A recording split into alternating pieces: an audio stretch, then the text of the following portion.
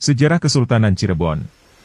Kesultanan Cirebon merupakan salah satu kerajaan Islam yang memiliki sejarah yang panjang di Indonesia. Terletak di pesisir utara Pulau Jawa, Kesultanan ini memiliki perkembangan politik, sosial, ekonomi, dan budaya selama berabad-abad. Kesultanan Cirebon menghubungkan jalur perdagangan antar pulau karena letaknya di pesisir utara dan berbatasan dengan wilayah Jawa Tengah dan Jawa Barat. Sejarah Kesultanan Cirebon dilansir dari laman Cirebon Kota, Go.id. Sejarah Kesultanan Cirebon terdapat dalam naskah Babat Tanah Sunda dan Carita Purwaka Caruban Nagari. Cirebon merupakan sebuah dukuh kecil yang awalnya didirikan oleh Ki Gedeng Tapa, yang berkembang menjadi sebuah perkampungan ramai dan diberi nama Caruban. Caruban adalah tempat di mana terjadi percampuran budaya dan latar belakang pendatang dari beragam suku bangsa, agama, bahasa, adat istiadat, serta mata pencaharian. Cirebon awalnya didominasi pekerjaan nelayan, menghasilkan ikan dan udang rebon untuk terasi. Nama Cirebon berasal dari cai, air, dan rebon, udang rebon. Berkat pelabuhan ramai dan sumber daya alam, Cirebon berkembang menjadi kota besar dan pusat penyebaran agama Islam di Jawa Barat serta berperan penting dalam perdagangan di Nusantara.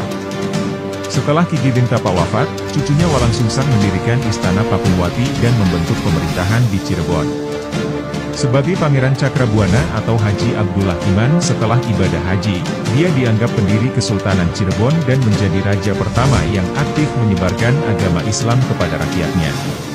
Pendirian dan silsilah Raja Kesultanan Cirebon Pangeran Cakrabuana 1430-1479 merupakan keturunan Kerajaan Pajajaran, putra pertama Sri Baduga Maharaja Prabu Siliwangi dan istri pertamanya, Subang Larang.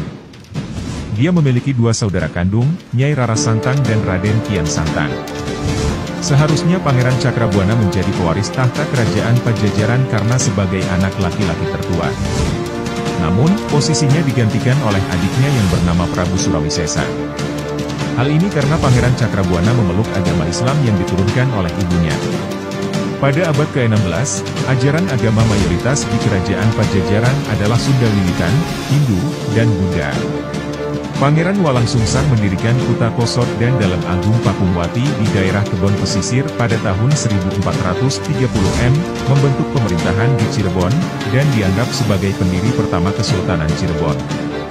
Setelah menunaikan ibadah haji, Pangeran Walang Sungsang menjadi Haji Abdullah Iman dan memerintah Cirebon dari Keraton Pakumwati, menyebarkan agama Islam di wilayah tersebut.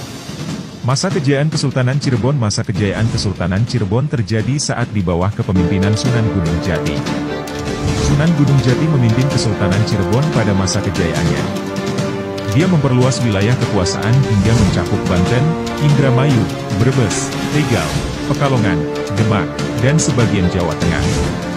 Sunan Gunung Jati juga menjalin hubungan baik dengan kerajaan-kerajaan di Nusantara dan luar negeri seperti Aceh, Malaka, Turki Utsmani, Portugal, dan Spanyol.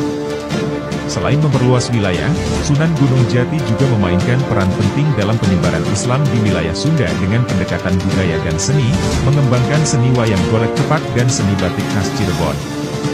Selain itu, ia membangun berbagai fasilitas publik termasuk masjid, pesantren, pasar, pelabuhan, dan benteng, seperti Masjid Agung Sang Cipta Rasa, Pesantren Gunung Jati, dan Pelabuhan Cirebon yang menjadi pusat perdagangan. Keruntuhan Kesultanan Cirebon. Runtuhnya Kesultanan Cirebon dimulai pada 1666 saat masa pemerintahan Panembahan Ratu II atau Pangeran Rasmi. Penyebabnya adalah fitnah dari Sultan Amangkurat I, penguasa Mataram dan mertua Panembahan Ratu II. Sultan Amangkurat I menuduh Panembahan Ratu II bersekongkol dengan Banten untuk menjatuhkan kekuasaan di Mataram, mengakibatkan Panembahan Ratu II diasingkan dan wafat di Surakarta pada 1667.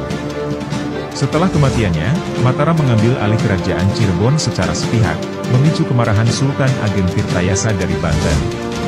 Sultan Ageng Tirtayasa membebaskan putra Panembahan Ratu II yang juga diasingkan oleh Mataram.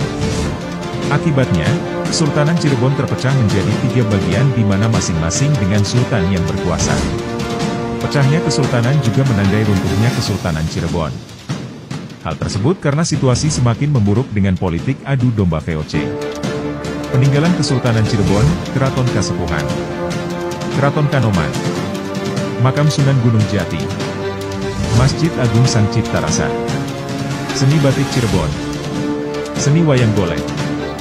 Demikian informasi mengenai sejarah Kesultanan Cirebon, semoga informasi ini bermanfaat.